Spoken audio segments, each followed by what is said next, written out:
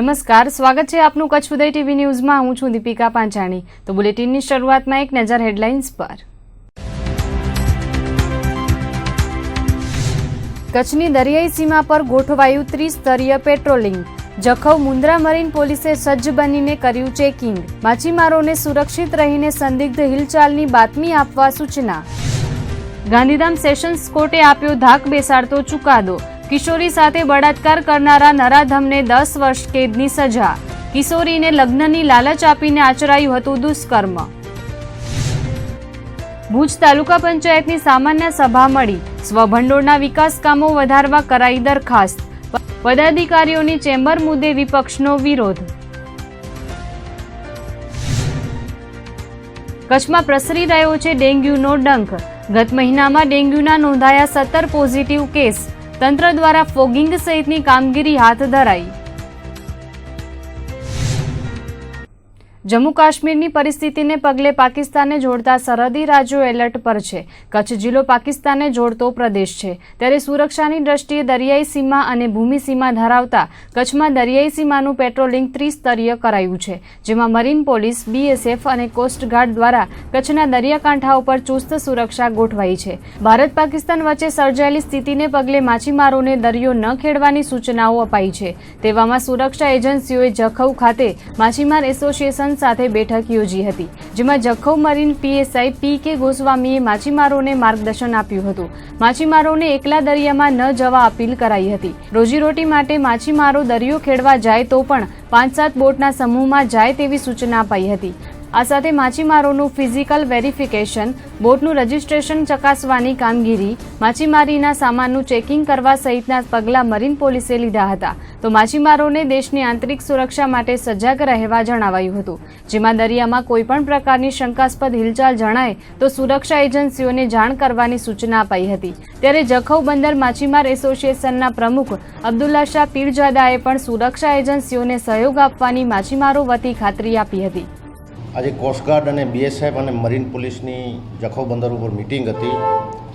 એમાં માછીમારોને જણાવવામાં આવી છે કે સર્જિકલ સ્ટ્રાઇક જે માછીમારોને આંતરરાષ્ટ્રીય સરહદ ઉપર એના 15 કિલોમીટર અંદર રહેવું જોઈએ એવી માછીમારોને જાણ કરવામાં આવે, અને કોઈ પણ અજાણી બોટ કે વ્યક્તિ દેખાય એના માટે સતર્ક રહેવું અને માછીમારોને સમજ આપવામાં આવી। પાકિસ્તાને લગોલગ આવેલા જખૌ માછીમાર બંદરે મરીન પોલીસ સંપૂર્ણ રીતે સતર્ક બની ચૂકી છે। મરીન પોલીસ પાસે 2 અદ્યતન બોટ છે, જેમાં એક સ્પીડ બોટ અને એક ક્રીક વિસ્તારમાં જઈ શકે તેવી ક્ષમતા ધરાવતી બોટ છે। ત્યારે મરીન પોલીસ દ્વારા દરિયા કિનારે માછીમારોનું ફિઝિકલ વેરિફિકેશન કરવાની સાથે સ્પીડ બોટ મારફતે દરિયાની હિલચાલ પર ચાંપતી નજર રાખવામાં આવી રહી છે। આ ઉપરાંત અટપટી ક્રીક સરહદ પર સઘન સુરક્ષા વ્યવસ્થા ગોઠવાઈ છે। કાદવ કીચડમાં પણ મરીન પોલીસ અદ્યતન બોટ મારફતે પેટ્રોલિંગ કરે છે। આ સાથે માછીમારો અને અન્ય સુરક્ષા એજન્સીઓથી સંકલન સાધીને દેશની સુરક્ષામાં ક્યાંય આંચ ન આવે તેવી તકેદારી મરીન પોલીસ દ્વારા રાખવામાં આવી રહી છે। હાલ જખૌ મરીન પોલીસ પાસે 2 બોટો છે, એક 5 ટન એક 12 ટન, બંનેનું 24 કલાક પેટ્રોલિંગ ચાલુ છે। એ સિવાય જે પણ માછીમારો અહીંયાથી અંદર માછીમારી માટે કરવા જાય છે એમને પણ જાણ કરવામાં આવે છે કે કોઈ પરિસ્થિતિ ખરાબ હોય તમને જાણ કરો અને પાકિસ્તાન તરફ જાઓ ને, જેના કારણે કોઈ બીજી તકલીફ ઊભી થાય। અને કોસ્ટગાર્ડ છે, BSF છે, એ પણ હાલ પેટ્રોલિંગનું ચાલુ છે। માછીમારો એક વસ્તુ છે કે જેટલા માછીમારો છે ગ્રુપમાં ફિશિંગ કરે, એક અલગ બોટથી જાય નહીં। પછી જે પાકિસ્તાને પહેલાંની બોટો જે પકડેલી છે એ બોટો દ્વારા અંદર આવી શકવાની શક્યતાઓ છે, જેના કારણે એ બોટોનું ધ્યાન રાખવું। એમને લગતા કોઈ માણસો હોય તો એ માણસોને પણ જાણ કરવી, અને પોલીસ, કોસ્ટગાર્ડ અને BSFને કોઈ પણ શંકાસ્પદ વસ્તુ લાગે તો એને જાણ કરવી, એ બાબતની માહિતી આપવામાં આવેલ છે। જખૌની સાથે આ તરફ મુન્દ્રા નજીક આવેલા ભદ્રેશ્વરના દરિયા કિનારે પણ મરીન પોલીસ દ્વારા ચુસ્ત સુરક્ષા વ્યવસ્થા ગોઠવવામાં આવી છે। અહીં અનેક પરિવારો માછીમારીના વ્યવસાય સાથે જોડાયેલા છે। સર્જિકલ સ્ટ્રાઇક બાદ મરીન પોલીસ દ્વારા માછીમારોને સતર્ક કરવામાં આવ્યા છે। સાથે જ મરીન પોલીસ દ્વારા કોસ્ટગાર્ડ સાથે મળી દરિયાઈ પેટ્રોલિંગ કરવામાં આવી રહ્યું છે। મરીન પોલીસ દ્વારા માછીમાર બોટો રોકીને તેની સઘન ચકાસણી કરવામાં આવી રહી છે। આપ દ્રશ્યોમાં જોઈ શકો છો કે મરીન પોલીસની ટીમ દ્વારા બોટની તપાસ કરાઈ રહી છે। બોટમાં સવાર તમામ માછીમારોના આઈ કાર્ડની ચકાસણી કરવામાં આવી રહી છે। સાથે જ માછીમારી સમયે જરૂરી દસ્તાવેજો પોતાની સાથે રાખવા પોલીસ દ્વારા માછીમારોને જણાવાયું છે। તો ભારત પાકની દરિયાઈ સીમા નજીક માછીમારી માટે ન જવા અનુરોધ કરાયો છે.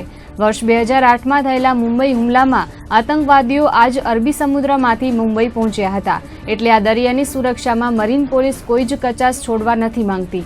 કચ્છના જખૌ બંદર નજીકની પાકિસ્તાની મરીન સિક્યુરિટી દ્વારા અવારનવાર ભારતીય માછીમારોનું અપહરણ કરવામાં આવી રહ્યું છે, ત્યારે કચ્છની મરીન પોલીસ દ્વારા દરિયામાં લોખંડી સુરક્ષા કરવામાં આવી રહી છે.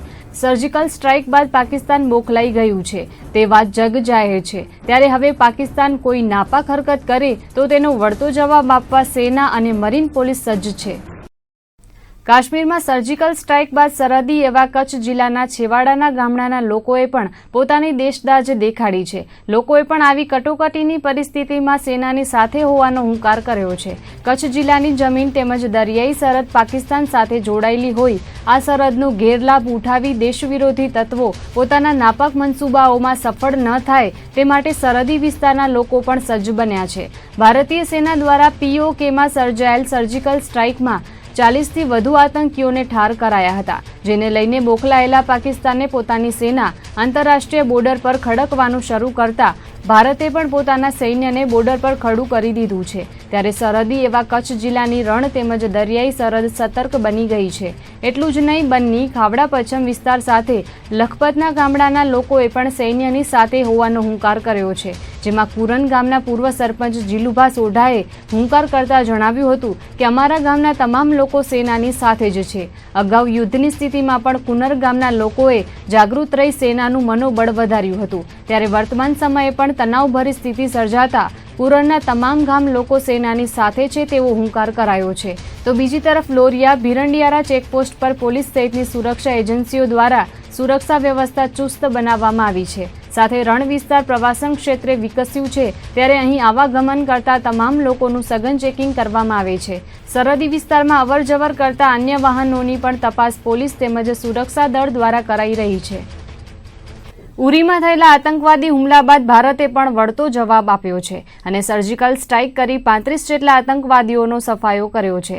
સરહદી વિસ્તારોમાં સરકાર દ્વારા એલર્ટ જાહેર કરવામાં આવ્યું છે, પરંતુ 1965 અને 1971માં ભારત પાકિસ્તાનનો યુદ્ધ નરી આંખે જોનારા અને ભારતીય નેવીને મદદરૂપ થનારા માંડવીના શિવજીભાઈ ફોફિંડીએ યુદ્ધ થાય તો ભારતીય સેના અને નેવીને મદદરૂપ થવાની વાત કરી છે. તો માંડવી મરીન પોલીસને પત્ર લખીને દરિયાઈ વિસ્તારોમાં સુરક્ષા એજન્સીઓ સાથે રહીને લડવાની ખુમારી આ વયોવૃદ્ધ શિવજીભાઈ ફોફિડીએ દર્શાવી છે.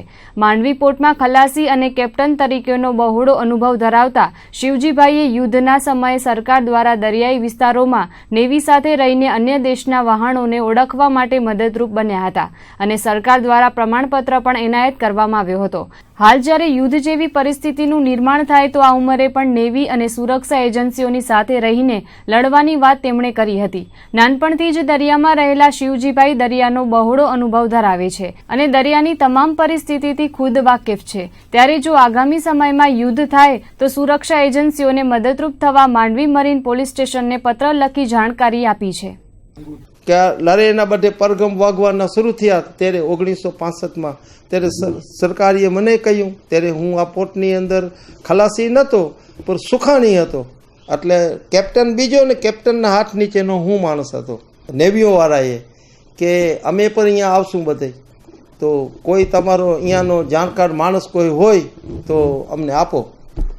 તો અમારા સાહેબે કીધું કે ભલે અમારો એક શિવજીભાઈ છે અમારો સુખાણી, એ તમને અમે આપીએ. ત્યારે મારા કને પાયલોટનું લાયસન્સ નહોતું, જે આ પાયલોટનું લાયસન્સ છે તે દિવસે નહોતું, પણ અમારું જાણકાર માણસ આ છે એટલે મને નેવીમાં રાખવામાં આવ્યો આ પાકિસ્તાનની લડે વખતે. હવે નેવીમાં મને રાખ્યો તો મારું કામ શું, આમાં મને એક રૂમ આપ્યો કે આ રૂમમાં તમારે રહેવાનું. બધેના રૂમ જ હોય નેવીમાં, જેટલા ખલાસીઓ લડેના માણસો એનો બધેનો અલગ અલગ રૂમ જ હોય. તો મને પણ એક રૂમ આપી રહ્યો કે આમાં તમારે રહેવાનું, ને મારું કામ એક જ કે તમે ઓળખી દેજો કે આ વાણ ક્યાંનું છે, પાકિસ્તાનનું છે, હિન્દુસ્તાનનું છે કે અરબસ્તાનનું છે કે અમેરિકાનું છે. કહો ભલે સાહેબ. હા, હું એ રૂમમાં હું સવાર પડે તો દિવસ હોય તો બધે ઠેકાણે ફરતો હોઉં આખી નેવીમાં, અને જો કોઈ પણ વાણ દેખાય તો હું એને કહી દઉં કે આ વાણ પાકિસ્તાનનું નથી, આ તો આપણું ઇન્ડિયાનું છે કે અરબસ્તાનનું છે, ફલાણાનું છે, એટલે એ નેવી એના માટે તકલીફમાં પડે નહીં. એમ કરતે કરતે મેં એમાં 2-4 દિવસ કાઢ્યા. પછી આપણા નાનાસર કોટેસર ને અહીંયા આવા ઢોરા છે, એ ઢોરામાં એ લોકોએ કીધું કે આ બાજુથી ઓ બાજુ જાય માણસો, તો આપણા પાસે કોઈ સાધન નથી. હમણાંના જમાનાની વાત કરીએ તો બોટું છે, હમણાંના જમાનાની કે બોટુંથી પર આપણે આ બાજુથી ઓ બાજુ જાય. પણ તે દિવસે ઓ બાજુ કેમ જવું? માણસો કહે કે અમે તરીને તો હું પહોંચી શકીએ, તો પછી હથિયાર કેમ લઈ જવાય? એટલે મેં એને સમજાવ્યું. હું કહું તમે મને હું તેરી જાઓ, તમારે જ્યાં પાણીનું આ બાજુથી ઓ બાજુ જવું છે અહીંયા મને તમે તેરી જાઓ ને મને તમે 50 બેરલ આપો પીપ, જે આ 200 લીટરના જે પીપ આવે છે ડીઝલ કે કેરોસીન કે જે ભરે છે આ લોખંડના, એવા 200 નહીં પણ 50 મને પીપ દો અને 2-4 લાકડા દો, આ રસા દો, તો હું તમને 50 માણસોને ભેગા પહોંચાડી દઈશ. તો મારી વાત ધ્યાનમાં રાખીને મને એ ડેરાવ્યા બધે, અને એ એક ટ્રકથી હું લઈ ગયા અને મેં એને ટ્રાપા બનાવી દઉં. એ ટ્રાપા બનાવી અને એ માટે માણસો બેસાડીને આ બાજુથી ઓ બાજુ એને પહોંચાડી દેતો. આજથી નવલી નવરાત્રીનો પ્રારંભ થયો છે, ત્યારે કચ્છ ધણિયાણીમાં આશાપુરાના સ્થાનક માતાના મઢ ખાતે લાખોની સંખ્યામાં પ્રવાસીઓનો ધસારો જોવા મળ્યો છે. ત્યારે પ્રવાસીઓના ધસારાને પહોંચી વળવા એસટી તંત્ર દ્વારા અલાયદી વ્યવસ્થા ગોઠવવામાં આવી છે. માતાના મઢ નવરાત્રીના મેળા માટે 170 જેટલી એસટી બસોની વ્યવસ્થા ગોઠવવામાં આવી છે, જેમાં 2 દિવસમાં એસટી વિભાગને 12.5 લાખ રૂપિયાની આવક થઈ છે. માતાના મઢ જતા ભાવિકોને તેમજ માતાના મઢથી પરત ફરતા પદયાત્રીઓને કોઈ મુશ્કેલી ન થાય તે માટે એસટી તંત્ર દ્વારા અલાયદી વ્યવસ્થા ગોઠવવામાં આવી છે. ગત વર્ષે એસટી વિભાગને માતાના મઢના મેળામાંથી 71 લાખની આવક થઈ હતી, ત્યારે આ વર્ષે પણ એસટી વિભાગે 80 લાખ રૂપિયાની આવક થાય તેવું લક્ષ્યાંક સેવ્યું છે. જિલ્લા મથકે ભુજ ખાતે પણ માતાના મઢ જતા ભાવિકો તેમજ મઢથી પરત ફરતા ભાવિકોને ગુજરાતના ખૂણે ખૂણે પહોંચાડવા વ્યવસ્થા ગોઠવવામાં આવી છે. જોકે વિભાગીય નિયામક BN ચારોલાના જણાવ્યા પ્રમાણે આ વર્ષે ઓછી ટ્રાફિક હોવાને કારણે એસટી વિભાગને નુકસાની થાય તેવું લાગી રહ્યું છે, પરંતુ હજુ દશેરા સુધી એસટી દ્વારા જરૂરિયાત મુજબના રૂટ દોડાવવામાં આવશે તેવું ભુજના ડેપો મેનેજર SP આચાર્યએ જણાવ્યું હતું. નવરાત્રી અનુસંધાને શ્રી માતાના મઢના મેળા માટે અત્યાર સુધીમાં 170 બસની વ્યવસ્થા યાત્રાળુઓની સગવડ માટે કરવામાં આવેલ છે, અને 13થી આજ દિન સુધી 536 ટ્રીપો કરીને મુસાફરોની અવર જવરમાં સરળતા રહે તે માટે આયોજન કરેલ, અને એ આયોજન પૈકી અમને અત્યાર સુધીમાં 12,62,000 રૂપિયા મળ્યા છે, અને આ જ વ્યવસ્થા દશેરા સુધી ચાલુ રહેવાની છે. ભુજના રાસ ગરબા રસિકો માટે પોલીસ પરિવાર દ્વારા ગરબીનું આયોજન કરવામાં આવ્યું છે. ગત વર્ષે પોલીસ પરેડ ગ્રાઉન્ડ પર યોજાયેલી નવરાત્રી ખૂબ લોકપ્રિય બની હતી. પોલીસ પરિવાર દ્વારા આયોજિત થતી ગરબીમાં લોકો નિઃશુલ્ક પ્રવેશ મેળવી શકે છે. ઉપરાંત ખેલૈયાઓ પાસેથી પણ કોઈ ચાર્જ લેવામાં આવતો નથી. ત્યારે પોલીસ વિભાગ દ્વારા નવરાત્રી સંદર્ભે માહિતી આપવા પત્રકાર પરિષદ યોજાઈ હતી, જેમાં પોલીસ વિભાગના અધિકારીઓએ જણાવ્યું હતું કે આ વર્ષે પણ પોલીસ પરિવાર દ્વારા શહેરીજનો માટે રાસ ગરબાનું આયોજન કરાશે. સચોટ સુરક્ષા વ્યવસ્થા ઉપરાંત દર્શકો માટે બેઠક વ્યવસ્થા, પાણીની સુવિધા, પાર્કિંગ વગેરેની સંપૂર્ણ વ્યવસ્થા ઊભી કરવામાં આવી છે. જિલ્લા પોલીસ વડાના માર્ગદર્શન હેઠળ પોલીસ વિભાગના અધિકારીઓ દ્વારા આજથી નવરાત્રીનો પ્રારંભ કરાયો છે. ચાલુ વર્ષે પોલીસ ગરબીમાં સૌરાષ્ટ્ર અને કચ્છના નામાંકિત કલાકારોને પણ બોલાવવામાં આવ્યા છે. દેશી ગરબા અને કચ્છી લોકગીતો સાથે નવરાત્રીની પરંપરાગત ઉજવણી આગામી 9 દિવસ સુધી પોલીસ પરેડ ગ્રાઉન્ડમાં કરવામાં આવશે. ત્યારે ભુજવાસીઓને બહોળી સંખ્યામાં નવરાત્રીમાં ભાગ લેવા પોલીસ પરિવાર દ્વારા નિમંત્રણ પાઠવવામાં આવ્યું છે. એવી સુંદર આયોજન પોલીસ હેડક્વાર્ટરના ક્રિકેટ ગ્રાઉન્ડ ખાતે પોલીસ અધિક્ષક શ્રી મકરંદ ચૌહાણ સાહેબની સૂચનાથી પશ્ચિમ કચ્છ પોલીસ પરિવાર અને અધિકારીઓની ટીમ દ્વારા સુંદર આયોજન કરવામાં આવેલ છે. તો ભુજની તમામ નાગરિકોને નમ્ર વિનંતી છે કે આ નવરાત્રિ મહોત્સવ 2016માં તમામ પરિવાર સાથે હાજર રહી અને ગરબા રમી અને જોવા માટે પધારવા નિમંત્રણ છે. નખત્રાણા તાલુકાના તલવાંઢ ગામે એક યુવાન પર હુમલો કરીને 8 શખ્સો 15,000ની લૂંટ ચલાવીને ફરાર થઈ ગયા હતા. પ્રાપ્ત વિગતો અનુસાર સવારના સમયે હુમલા સહિત લૂંટની ઘટના બની હતી, જેમાં અબ્બાસ અમીન અને તેમનો ભાઈ અબ્દુલ અમીન છારીઢાંઢથી તલવાંઢ તરફ જઈ રહ્યા હતા. ત્યારે 8 જેટલા શખ્સોએ જૂની અદાવતને કારણે હુમલો કરી 15,000 રૂપિયાની લૂંટ ચલાવી હતી. આ હુમલામાં અબ્બાસ અમીનને ઈજાઓ પહોંચતા પ્રથમ સારવાર માટે નખત્રાણા ખસેડવામાં આવ્યો હતો, પરંતુ વધુ સારવારની જરૂર જણાતા ભુજની GK જનરલ હોસ્પિટલમાં ખસેડાયો હતો. ઈજાગ્રસ્તે જણાવ્યું હતું કે આ ઘટના બાદ નખત્રાણા પોલીસ દ્વારા ફરિયાદ લેવામાં ન આવતી હોવાની વાત કરી હતી. આ સાહેબ છારીના લોકો છે અને અમે પણ માલધારી છીએ, ઓલા પણ ત્યાં માલ ચારે છે અને પણ અમારા સાથે ઝઘડો કર્યો. પહેલાં અમને કીધું કે તમારા પશુ અહીંયા ન લઈ આવો, તમારા પશુ તમે ઘરે લઈ જાઓ. તો અમે કીધું ભાઈ આ ચરિયાણ સરકારી પડતર જમીન બધા માટે ખુલ્લી છે, તમારા એક માટે નથી, અમારા માટે પણ છે. તો કે ના તમારે લઈ જાઓ પાછું. આવી રીતે અમને દાગ ધમકી આપી. અમે પોલીસ સ્ટેશને જાણ કરી, એ લોકોને થોડીક વાર અટક કરીને પાછો પોલીસવાળા છૂટો કરી દીધો અને ફેરી આ અમને મારી છે. અને જમાદાર સાહેબ કહે છે કે ભાઈ હું 4 નામ લખીશ, વધારે નહીં લખીશ અને તમારો લૂંટનું કેસ નહીં લખીશ. એટલું બોલીને જમાદાર સાહેબ જતા રહ્યા. મારી માંગ એ છે કે ભાઈ મારો લૂંટનું કેસ જે છે એ લખે. 15,000 મારાથી નીકળી ગયા, આજ મારાથી નીકળશે, કાલ બીજાથી નીકળશે, તો આ મને ન્યાય મળે એવી મારી માંગ છે. આજથી નવલી નવરાત્રીનો પ્રારંભ થઈ ગયો છે.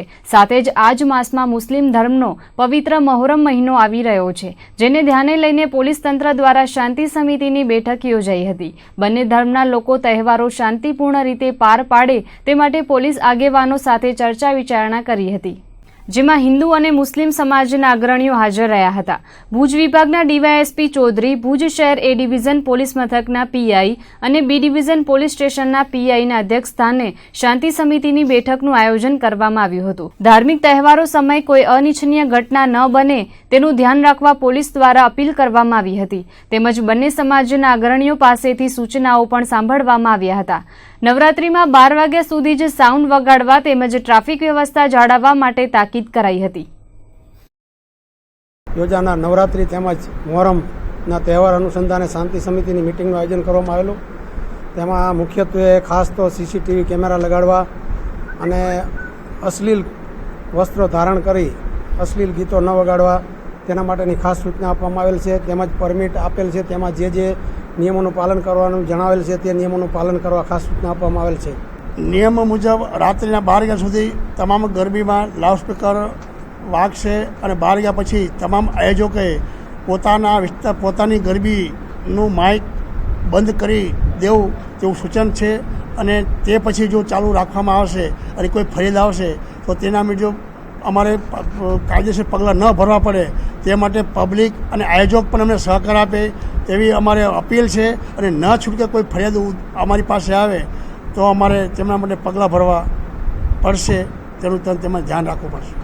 ઈસવીસન 1952 થી 2 ઓક્ટોબરે ગાંધી જયંતિથી તત્કાલીન રાષ્ટ્રપતિ રાજેન્દ્ર બાબુ કચ્છની ત્રિદિવસીય મુલાકાતે આવ્યા હતા. ત્યારે અખબારી અહેવાલોના આધારે મધુકર પ્રેમજીભાઈ ઠક્કરે તે યાદોને વાગોડીને રાષ્ટ્રપતિ કચ્છમાં 3 દિવસ રોકાણ કરે તેને વિરલ ઘટના ગણાવી હતી. 1952માં ગાંધી જયંતિના દિવસે રાષ્ટ્રપતિ શ્રી રાજેન્દ્ર બાબુ કચ્છની 3 દિવસની મુલાકાત લીધી હતી. તારીખ 2-10થી કરી સવારે આવેલા અને 5-10ના સવારે અહીંથી વિદાય લીધી હતી. કચ્છના પ્રશ્નો પણ ઘણા એ વખતના હતા, એને ધ્યાનમાં લઈ આઝાદી બાદ રાષ્ટ્રપતિએ જે મુલાકાત લીધી એ ઘણી જ અગત્યની હતી. એમની સાથે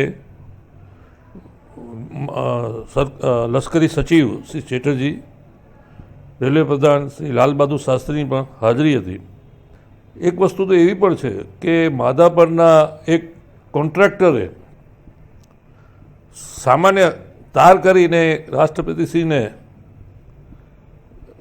જણાવ્યું કે માધાપરની અંદર અમે જ પુલ અને હોસ્પિટલ બનાવી છે, તો તમારું માધાપરમાં કાર્યક્રમ હોવો જોઈએ. એક નાનકડા તારને પણ રાષ્ટ્રપતિએ કબૂલ્યો અને પોતાના કાર્યક્રમમાં માધાપરનું કાર્યક્રમનો સમાવેશ કરેલ. રાષ્ટ્રપતિશ્રીએ ડીસા ગાંધીધામની રેલવેનું ઉદ્ઘાટન કર્યું હતું. કંડલા પોર્ટના બંદરની સ્થાપના માટેની શરૂઆત તે દિવસથી કરી હતી. એના માટે ખાસ પધારેલા હતા. આદિપુરમાં વર્ષ 2012માં બનેલી બળાત્કારની ઘટનામાં ગાંધીધામ કોર્ટે ધાક બેસાડતો ચુકાદો આપીને આરોપીને 10 વર્ષ સખત કેદની સજા ફટકારી છે. આ કેસની હકીકત એવી છે કે ફરિયાદીની નાબાલિગ પુત્રીને લગ્નની લાલચ આપીને બળાત્કાર ગુજારવામાં આવ્યો હતો. આરોપીએ સગીરાને મોટરસાયકલમાં ભગાડી જઈ ધ્રાંગધ્રા કુંડા રોડ પર આદર્શ નિવાસી શાળાની બાજુમાં આવેલા ઝૂંપડામાં રાખીને શારીરિક સંબંધ બાંધ્યો હતો. સગીરાના વાલીઓએ આ મુદ્દે પોલીસ ફરિયાદ નોંધાવતા ગાંધીધામ કોર્ટમાં કેસ ચાર્જશીટ કરાયો હતો, જેમાં ગાંધીધામ સેશન્સ કોર્ટે 21 મૌખિક પુરાવાઓ તેમજ 17 દસ્તાવેજી પુરાવાઓને આધારે આરોપીને 10 વર્ષની સખત કેદની સજા તેમજ 10,000નો દંડ ફટકારવામાં આવ્યો હતો. જો દંડ ન ભરે તો વધુ 2 વર્ષની સજા કરવાનો હુકમ કર્યો હતો. આ કેસમાં સરકારી વકીલ તરીકે GS રાણાએ હાજર રહીને ધારદાર દલીલો કરી હતી. ગાંધીધામના 5મા અધિક સેશન્સ જજ BR ભટ્ટે આરોપીને તકસીરવાર ઠેરવીને સજા ફટકારી હતી. PGVCLની વિજિલન્સ ટીમો દ્વારા પશ્ચિમ કચ્છમાં સોમવારથી વીજ ચેકિંગની કામગીરી ચાલી રહી છે, જેમાં વીજ ચેકિંગની કામગીરીમાં અંતિમ દિવસે નખત્રાણા ડિવિઝનમાં વિજિલન્સની ટીમોએ ચકાસણી હાથ ધરી હતી. નખત્રાણા ડિવિઝનમાં હાથ ધરાયેલી વીજ ચેકિંગની કામગીરીમાં તંત્રએ 3,65,000ની વીજ ચોરી ઝડપી પાડી હતી. નખત્રાણાના ગ્રામ્ય વિસ્તારોમાં PGVCLની 12 વિજિલન્સ ટીમો દ્વારા ચેકિંગ કરવામાં આવ્યું હતું, જેમાં 204 કનેક્શનો ચેક કરાયા હતા, જેમાં 43 વીજ જોડાણોમાં ગેરરીતિ સામે આવી હતી. રહેણાંક વિસ્તાર, કોમર્શિયલ તેમજ ખેતીવાડીના વીજ જોડાણોમાં વીજતંત્રની ટીમોએ ચેકિંગ કર્યું હતું, જેમાં કુલ મળીને 3,65,000નો દંડ ફટકારવામાં આવ્યો હતો.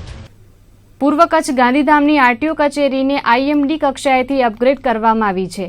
RTO સેક્રેટરી કક્ષાએથી ગાંધીધામની કચેરીમાં ARTO કક્ષાનો દરજ્જો અપાતા હવે ગાંધીધામ RTO કચેરી સ્વાયત્ત રીતે નિર્ણય લઈ શકશે.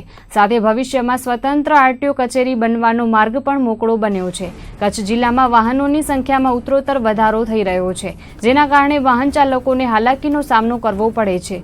ત્યારે લોકોને થતી હાલાકીમાં ઘટાડો થાય તેવા હેતુથી પૂર્વ કચ્છના ગાંધીધામ મધ્યે અલગ RTO કચેરી શરૂ કરવામાં આવી હતી, પરંતુ આ કચેરીને IMDનો દરજ્જો ન હોવાથી કેટલાક મહત્વના નિર્ણયો ભુજ RTO કચેરીએથી જ લેવાતા હતા, જેથી કામકાજમાં વિલંબ થવાની સાથે અરજદારોને પણ હાલાકી ભોગવવી પડતી હતી. પરંતુ હવે ARTOનો દરજ્જો ગાંધીધામ RTO કચેરીને અપાતા અહીંની કચેરીની સત્તામાં વધારો થયો છે.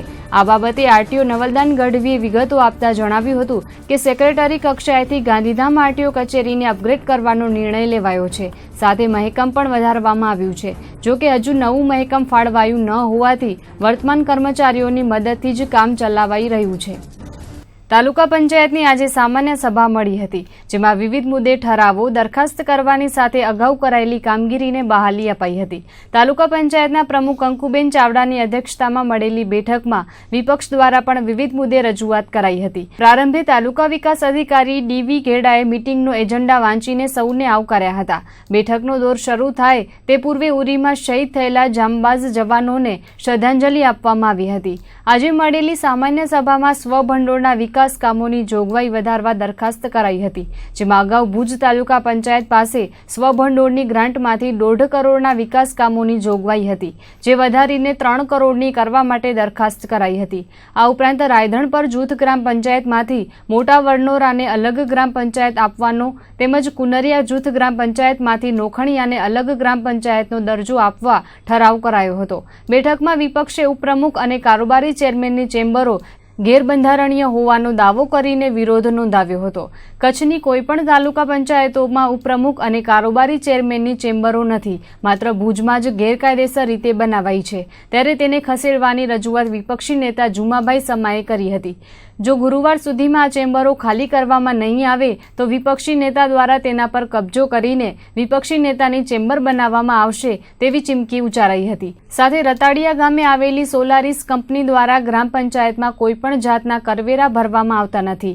વર્ષ 2011થી ગ્રામ પંચાયત દ્વારા કલેક્ટર સુધી રજૂઆતો કરાઈ છે, ત્યારે કલેક્ટરે કંપનીને પ્રોફેશનલ ટેક્સ સહિતના અન્ય કરવેરા ભરવાની તાકીદ કરી હતી. તેમ છતાં કંપની દ્વારા કોઈ જ વેરા ભરપાઈ કરવામાં આવ્યા નથી. સામે તંત્ર દ્વારા પણ કંપની વિરુદ્ધ કોઈ કાર્યવાહી કરવામાં આવી નથી, ત્યારે આ સંદર્ભે વિપક્ષે રજૂઆત કરી હતી. આજે સહભંડોળમાંથી વિકાસ કામોની જોગવાઈ 1.5 કરોડની છે, જે 3 કરોડની કરવામાં આવી છે. સહભંડોળના વિકાસ કામોની વહીવટી મંજૂરી આજે તાલુકા વિકાસ અધિકારીને આપવામાં આવી છે. રાયધણપરમાંથી વનોરા મોટા અલગ ગ્રામ પંચાયત કરવાની છે. કુનરિયામાંથી નોખાણીયા ગ્રામ પંચાયત અલગ કરવાની છે. ઠરાવ કરવામાં આવેલ છે.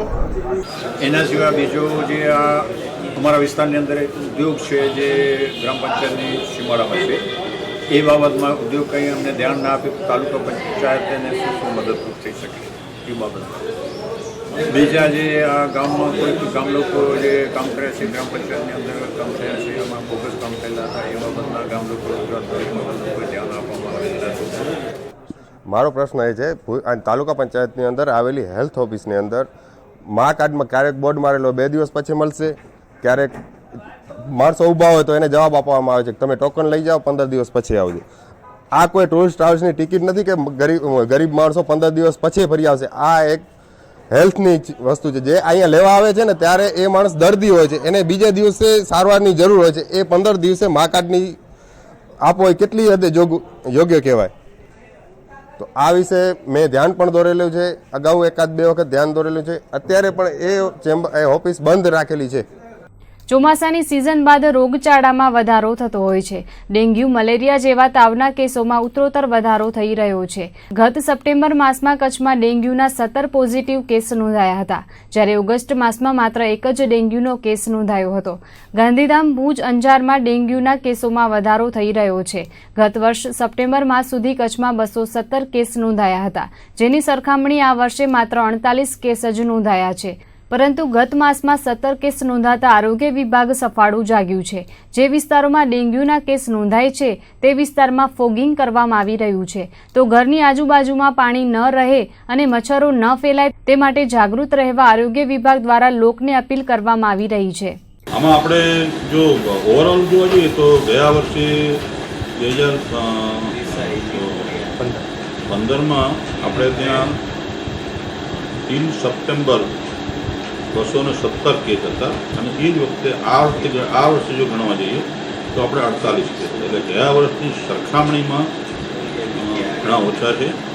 એ જ રીતે સપ્ટેમ્બર મહિનાની જો વાત કરીએ તો ગયા વખતે સપ્ટેમ્બરમાં અમારા ત્યાં આપણે 62 કેસ હતા અને ચાલુ વખતે સપ્ટેમ્બરમાં અત્યાર સુધીમાં 17 કેસ નોંધાયા. મંથવાઇઝ જો જોવા જઈએ તો ગયા મહિને 1 કેસ હતો ઓગસ્ટમાં અને સપ્ટેમ્બર મહિનામાં 17 કેસ થયા. 17 કેસ થયા એમાંથી જો મેજર ગણવા જઈએ તો ગાંધીધામમાં 2 છે, ભુજમાં એટલે સિટીમાં, ભુજ સિટીમાં 5 છે, અંજાર સિટીમાં 2 છે.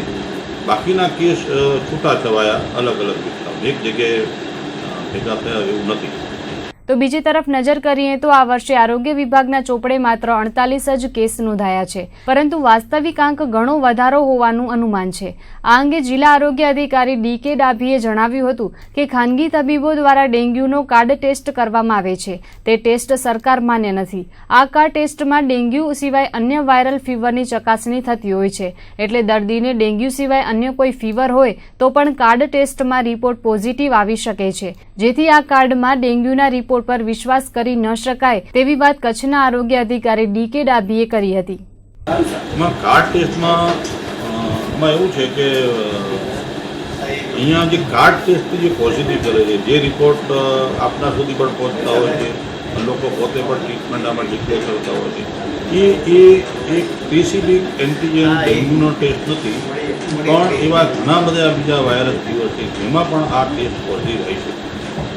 એકચ્યુઅલી એનું જે ટેસ્ટ છે, જે એલિઝા ટેસ્ટ છે, એ આપણા ત્યાં કચ્છમાં ફક્ત JK જનરલ હોસ્પિટલમાં જ થાય છે, જેમાં સ્પેસિફિક ડેન્ગ્યુના જે વાયરસ છે એના જે એન્ટીજન છે એનું એન્ટીબોડી ટેસ્ટ થાય છે, જેના આધારે કન્ફર્મ કહી શકાય કે આ ડેન્ગ્યુ જ છે.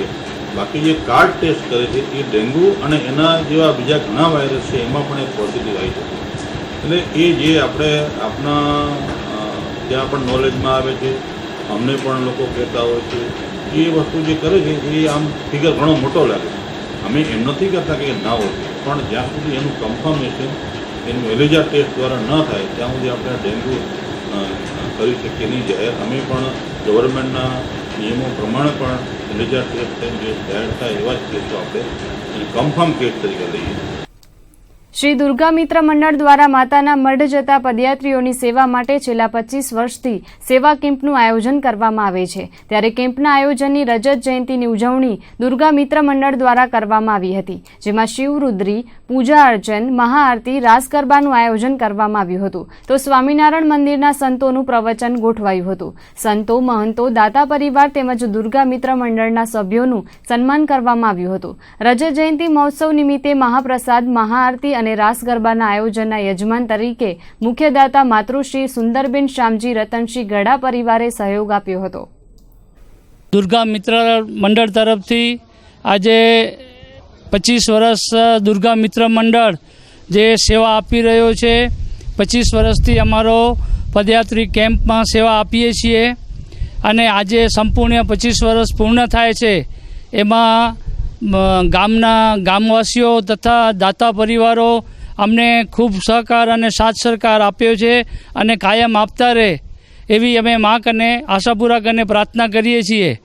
અને અમારો 25 વર્ષથી મેડિકલ કેમ્પ હોય છે રસ્તામાં 4 દિવસનો, અને ત્યાં કને ફરારી આઇટમને બધું આપીએ છીએ. મેડિકલ કેમ્પ હોય છે અને શરબતનો પણ અમારો ત્યાં 4 દિવસનો સવારથી સાંજ સુધીનો આયોજન હોય છે. અને ચાય અને બિસ્કિટનો પણ કાર્યક્રમ 4 દિવસ રાત અને દિવસ સતત ચાલુ રહે છે. અને કાયમ સતત 25 વર્ષ થઈ ગયા, હજી પણ 25 વર્ષ એમ જ ચાલુ રહે એવી મા આશાપૂરા કરીને દુર્ગા મિત્ર મંડળ વતીથી પ્રાર્થના. રાપર શહેરના શંકરવાડી વિસ્તારમાં વરસાદી નાળામાં ગંદકી ફેલાતા ઉપરાંત વગર વરસાદે અહીં પાણી વહેવાથી લોકોને મુશ્કેલીનો સામનો કરવો પડે છે. વરસાદી નાળામાં ફેલાયેલી ગંદકીના કારણે માખી મચ્છરોનો ઉપદ્રવ્ય વધ્યો છે. અહીંના સ્થાનિકો દ્વારા અવારનવાર વરસાદી નાળાની સફાઈ કરવાની રજૂઆતો કરાઈ છે, પરંતુ સુધરાઈના તંત્રની બેદરકારીના કારણે કોઈ નક્કર કામગીરી કરવામાં આવી નથી. રાપર નગરપાલિકાના પ્રમુખ જયશ્રીબેન કારોત્રા અને માજી કારોબારી ચેરમેન ઉમેશ સોની પણ આ જ વિસ્તારમાંથી ચૂંટણી લડીને જીત્યા છે. તેમ છતાં આ વિસ્તાર સાથે ઓરમાયું વર્તન રાખવામાં આવે છે. રાપર નગરપાલિકા દ્વારા આથમણા નાકા, શંકરવાડી તેમજ તકિયાવાસ વિસ્તારમાં પણ સુધરાઈ દ્વારા ઓરમાયું વર્તન કરવામાં આવે છે. આ વિસ્તારોમાં પણ ગંદકીના થર જામી જતા લોકો બીમારીઓનો ભોગ બની રહ્યા છે. આ વિસ્તારમાં આવેલી પ્રાથમિક શાળા તેમજ કન્યા શાળામાં અંદાજે 900 જેટલા બાળકો અભ્યાસ કરી રહ્યા છે. આ ઉપરાંત આ વિસ્તારમાં જ તાલુકા હેલ્થ ઓફિસરની કચેરી આવેલી છે. તેમ છતાં અહીં નાળાની સફાઈ કરવામાં આવી નથી. ત્યારે આ વરસાદી નાળાની સફાઈ કરીને સ્થાનિકોને બીમારીઓથી છુટકારો અપાવવામાં આવે તેવી માંગ ઉઠી છે. સરહદી કચ્છ જિલ્લામાં કોમી એકતાની ભાવનાને મજબૂત કરવા માટે કોમી એકલાસ સંમેલન યોજાઈ ગયો.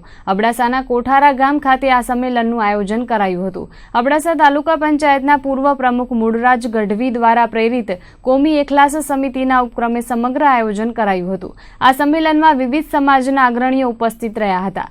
હિન્દુ મુસ્લિમ સમુદાયના આગેવાનોએ દેશભરમાં કોમી એકતાના બગડતા માહોલ વચ્ચે શાંતિ જાળવી રાખવા અપીલ કરી હતી. કચ્છની કોમી એકતાની ભાવના સમગ્ર દેશમાં વિખ્યાત છે, ત્યારે કેટલાક અસામાજિક તત્વો કચ્છની કોમી એકતાની ભાવનાને હાનિ ન પહોંચાડે તે માટે જાગૃતિ દાખવવા અનુરોધ કરાયો હતો. આ સંમેલનમાં હાજી સુલતાન શાહ બાવા, જોરુભા રાઠોડ, હાજી જુમા રાયમા, વિજય ગઢવી, પ્રવીણ પટેલ વગેરે હાજર રહ્યા હતા. કોમી એકલાસ સમિતિના મહાવીરસિંહ જાડેજા, ખીંગારજી સોઢા, રાજદેવ ગઢવી, હાજી નૂર મહમદ મંદરા વગેરેએ આયોજનને સફળ બનાવવા જહેમત ઉઠાવી હતી. કાર્યક્રમનું સંચાલન મૂળરાજ ગઢવીએ કર્યું હતું, જ્યારે સૈયદ કાદરશાહ બાવાએ આભાર દર્શન કર્યું હતું. સંમેલનમાં કચ્છભરમાંથી હિન્દુ મુસ્લિમ સમુદાયના પ્રતિનિધિઓ મોટી સંખ્યામાં હાજર રહ્યા હતા. કોઠારાमध्ये જે સદભાવના કોમી સદભાવના માટે જે આયોજન કરવામાં આવ્યું, સૌપ્રથમ તો જે આયોજન કર્યું એ હિન્દુ અને મુસ્લિમ નવયુવાનો મળીને અને એને પ્રોત્સાહન આપનાર મૂળરાજભાઈ ગઢવી અભિનંદનને પાત્ર છે. કચ્છ જિલ્લો એક એવો જિલ્લો છે જેની કોમી એકતા સમગ્ર હિન્દુસ્તાનની અંદર બે મિસાલ છે. આપણે જોઈએ તો સમગ્ર હિન્દુસ્તાન અગર ચાહે તો કચ્છમાંથી કોમી એકતાનો એક સંદેશો આપણે હિન્દુસ્તાનને આપી શકીએ છીએ. આ ધરતી ઉપર વીર અબડાએ દાદી સુમરીઓ માટે પોતાની જાતનું બલિદાન આપ્યું છે. એવી રીતે બિયા કક્કડે પોતાના દીકરાઓનું બલિદાન આપ્યું છે. જ્યારે આવા બનાવો બનતા હોય, આજે જ્યારે દેશ માટે જ્યારે આ બનાવ ઊભો થઈ રહ્યો છે કે 17-18 આપણા જુવાનો શહીદી પામ્યા છે, ત્યારે આપણે જે કચ્છીઓ છીએ બધા એની અંદર જે લાગણી છે હિન્દુ મુસ્લિમ અને સમગ્ર કચ્છના ભાઈઓએ આજે જે આ સંમેલનમાં વ્યક્ત કરી છે એ કચ્છનું ગૌરવ વધ્યું છે, ભારતનું ગૌરવ વધ્યું છે. અને આવું જે બનાવ જે છે એ કચ્છ એક સીમાડાનો પ્રદેશ છે. આ સીમાડા ઉપર જ્યારે જ્યારે બનાવ બને છે ત્યારે હંમેશા એકતા રહી છે. કચ્છને નંદનવન બનાવવા માટે ભચીભાઈ સુંદરજી ભદ્રા મેમોરિયલ ફાઉન્ડેશન દ્વારા 5100 વૃક્ષો વાવવાનો સંકલ્પ કરવામાં આવ્યો હતો, જેના ભાગરૂપે રાતા તળાવ ખાતે 1200 વૃક્ષોનું વૃક્ષારોપણ કરી આ અભિયાનનો પ્રારંભ કરવામાં આવ્યો છે. સાથે જ વૃક્ષોના જતન માટે પણ ટ્રસ્ટ દ્વારા વ્યવસ્થા કરવામાં આવી છે. આગામી સમયમાં ફાઉન્ડેશન દ્વારા 5100 વૃક્ષોનું વાવેતર કરવામાં આવશે. સાથે જ અન્ય સામાજિક કાર્યો માટે રાતા તળાવ ખાતે ફાઉન્ડેશનની ઓફિસનો પ્રારંભ કરવામાં આવ્યો છે. હવે ફાઉન્ડેશનના માધ્યમથી મેડિકલ સહાય તેમજ સમાજ સેવાના કાર્યોનું પણ પ્રારંભ કરવામાં આવ્યો છે. મેડિકલ સાથે શૈક્ષણિક ક્ષેત્રે પણ અબડાસા તાલુકામાં વિદ્યાર્થીઓને મદદરૂપ બનવા પ્રયત્ન હાથ ધરાયો છે. તો કચ્છી ભાનુશાલી ઓધવરામ સત્સંગ મંડળ દ્વારા દર વર્ષની જેમ આ વર્ષે પણ સેવાધામ રાતા તળાવ ખાતે નવરાત્રી ઉત્સવનું આયોજન કરવામાં આવ્યું છે. આગામી 7મી ઓક્ટોબરે વેશભૂષા તથા દાંડિયારાસ સ્પર્ધાનું આયોજન કરાશે, જેમાં યજમાન પદે ફાઉન્ડેશનના ચેરમેન ચેતનભાઈ ભદ્રા ઉપસ્થિત રહેશે. જ્યારે અતિથિ વિશેષ તરીકે ગુજરાત રાજ્ય સંગીત નાટ્ય અકાદમીના ચેરમેન યોગેશભાઈ ગઢવી અને વડોદરાના ડીસીપી હિતેશ જોઈસર ઉપસ્થિત રહેશે. ખેલૈયાઓને આ સ્પર્ધામાં મોટરસાયકલ સહિતના ઇનામો આપવામાં આવશે. तो ये मुझे माँ आशापुरा हाजीपी અને જાલપામાં ये मुझे सपनों पूरो के इन पुठिया कच्छ में अची करे ने मुझे बाई, मुझे अदा, मुझे बा, मुझे बहन मणि की कोठी ने आ मुंबई से फिर मुझे उम्र हुई 28 वर्ष पर आज ये जो बाई जो ट्रस्ट है बच्चीबाई मेमोरियल ट्रस्ट, ये राता तड़ा जी बाजू में कोई ऑफिस है, ये बड़ा से तालुकों में अचे थी. इन तालुके विषय में आज 5100 झाड़ जो वावेतर के आई हूँ. આસો સુદ એકમ એટલે આજથી નવરાત્રીનો પ્રારંભ થયો છે. આજથી આવતા 9 દિવસ સુધી ભક્તો માતાજીના 9 સ્વરૂપની આરાધના કરશે. કચ્છના ઇતિહાસ સાથે જોડાયેલ મોટી પોશાળ જાગીરમાં આજે સવારે ઘટ સ્થાપન કરવામાં આવ્યો હતો. મા ભવાનીના મંદિરમાં ઘટ સ્થાપન સાથે જ માની આરાધનાનો પ્રારંભ થયો છે. આ મોટી પોશાળ જાગીરમાં કચ્છના પ્રથમ મહારાવ ખેંગારજી પહેલાથી લઈને પ્રાગમલજી ત્રીજા આ મોટી પોશાળ જાગીરથી જોડાયેલા છે. મા ભવાનીનો આહવાન કરી ઘટ સ્થાપન કરવામાં આવ્યો હતો. સાથે જ નવગ્રહનું સ્થાપન અને વાડીનું સ્થાપન શાસ્ત્રોક્ત વિધિ દ્વારા કરવામાં આવ્યો હતો.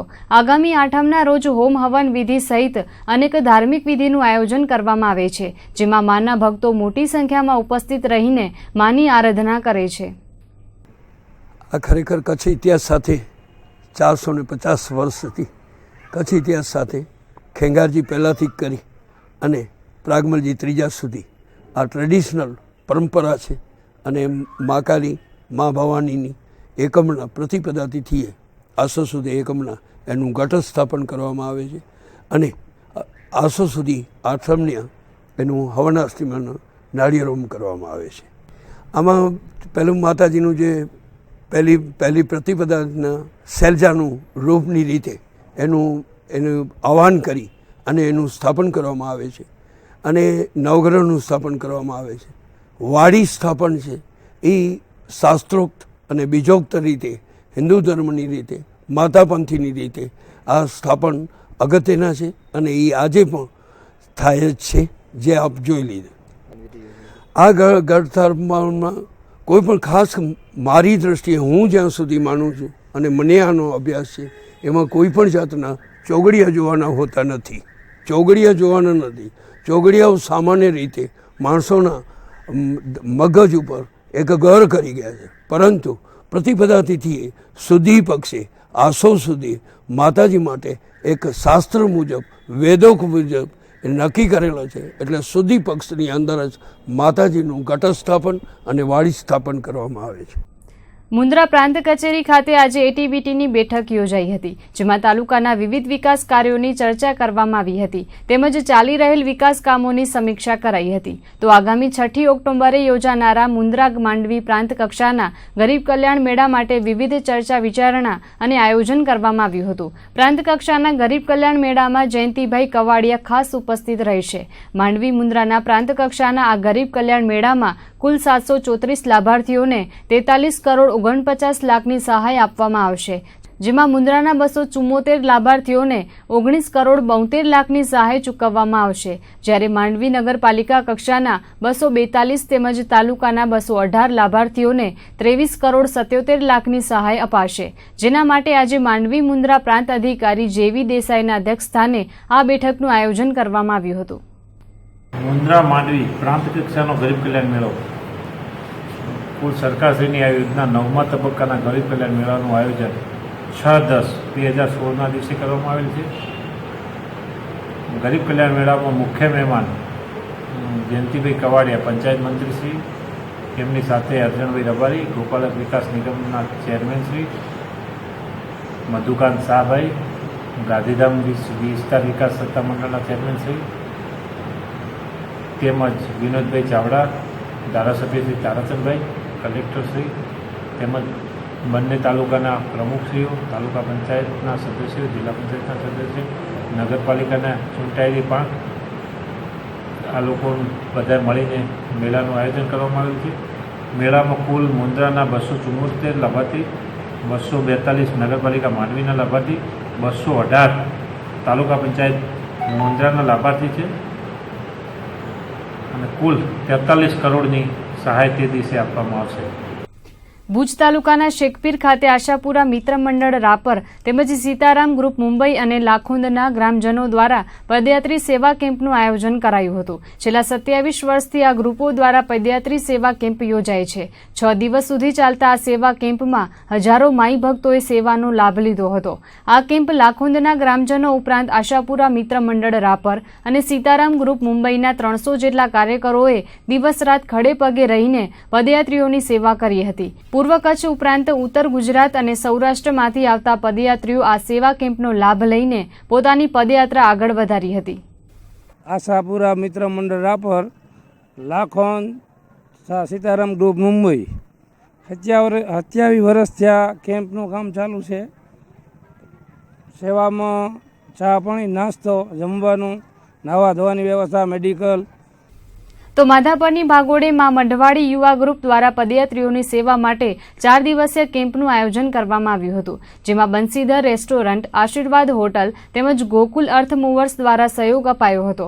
માં મઢવાડી યુવા ગ્રુપના 70 જેટલા કાર્યકરોએ દિવસ રાત જહેમત ઉઠાવીને પદયાત્રીઓની સેવા કરી હતી. અહીંના કેમ્પમાં ચા પાણી, નાસ્તા ઉપરાંત ભોજનની વ્યવસ્થા પણ કરવામાં આવી હતી. આ સાથે પદયાત્રીઓના મનોરંજન માટે દરરોજ અલગ અલગ કાર્યક્રમો યોજાયા હતા, જેમાં ડાયરા રમઝટ, રાસ ગરબાનું આયોજન માં મઢવાડી યુવા ગ્રુપ દ્વારા કરવામાં આવ્યું હતું.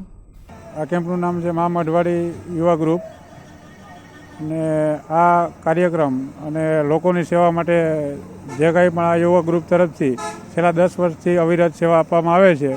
દર વર્ષે 3 થી 4 દિવસ અથવા તો જેવી લોકોની ટ્રાફિક હોય ને લોકોનો પ્રવાહ જે પ્રમાણે જતો હોય તે દિવસ 1-2 દિવસ આગળ પાછળ કરી અને સતત સેવા કરવામાં આવે છે. માં મઢવાડી યુવા ગ્રુપ, બંસીધર રેસ્ટોરન્ટ અને શ્રી ગોકુલ એન્ટરપ્રાઇઝ દ્વારા આ કેમ્પનું આયોજન કરવામાં આવે છે. ભુજોડી માધાપર હાઈવે નજીક શ્રી થરપારકર લોહાણા યુવક મંડળ ગાંધીધામ દ્વારા પદયાત્રી સેવા કેમ્પનું આયોજન કરવામાં આવ્યું હતું. ગત 27મી સપ્ટેમ્બરથી માધાપર હાઈવે પર આ કેમ્પનું આયોજન કરવામાં આવ્યું હતું, જે કેમ્પ આજે સવાર સુધી પદયાત્રીઓની સેવા માટે ધમધમ્યો હતો. છેલ્લા 12 વર્ષથી શ્રી થરપારકર લોહાણા યુવક મંડળ દ્વારા આ કેમ્પનું આયોજન કરવામાં આવે છે, જેમાં પદયાત્રીઓ માટે ચા પાણી, નાસ્તા, ભોજન, આરામ કરવાની સુવિધા તેમજ મેડિકલ સેવા પૂરી પાડવામાં આવી હતી. આ સેવા કેમ્પમાં થરપારકર સમાજના સર્વે જ્ઞાતિ બંધુઓએ તન, મન અને ધનથી સહયોગ આપ્યો હતો. કેમ્પને સફળ બનાવવા થરપારકર લોહાણા મહાજન યુવક મંડળ અને મહિલા મંડળના હોદ્દેદારો તેમજ કારોબારી સભ્યોએ જહેમત ઉઠાવી હતી. જય માતાજી, જય જલારામ. જય માતાજીની કૃપાથી શ્રી થરપારકર લોહાણા સમાજ ગાંધીધામ દર વર્ષે પદયાત્રી સેવા કેમ્પનું આયોજન કરે છે. આ અમારો 12મો સેવા કેમ્પ 12મો સેવા કેમ્પ છે, જેમાં તમામ પ્રકારની સગવડ હોય છે. મેડિકલ સેવા, 2 ટાઈમ જમવાનું, નાહવા ધોવાની સગવડ, સુવાની સગવડ, સવારમાં 2 ટાઈમ નાસ્તો, તમામ પ્રકારની સગવડનું અમે આયોજન કરીએ છીએ. તો આ હતા આજના કચ્છ ઉદય ટીવી ન્યૂઝ. ફરીથી મળીશું આવતીકાલે. ત્યાં સુધી અમને રજા આપશો. નમસ્કાર.